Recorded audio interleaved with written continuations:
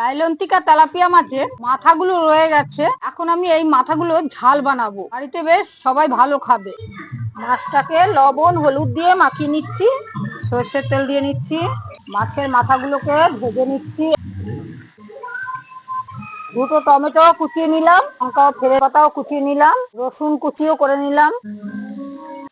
পরপর সব কটা মাথা আমি ভালো করে ভেজে নিয়েছি। মাছ ভাজার তেলটার মধ্যে কালো জিরে কাঁচা লঙ্কা সম্বারে দিয়ে দিলাম, পেঁয়াজ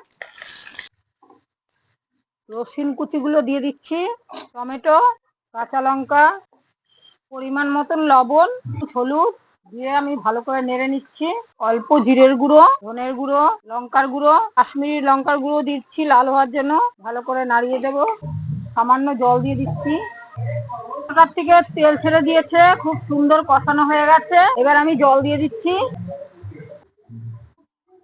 ঝোলটা ফুটে এসছে, মাছের মাথাগুলো দিয়ে দিচ্ছি। ভালো করে ভেজে নিয়েছি, খুব সুন্দর। এবার একটু ঢেকে দিচ্ছি, হয়ে গেছে। মাছটা খুব সুন্দর হয়েছে, মাছের মাথার ঝালটা করেছি এত সুন্দর হয়েছে।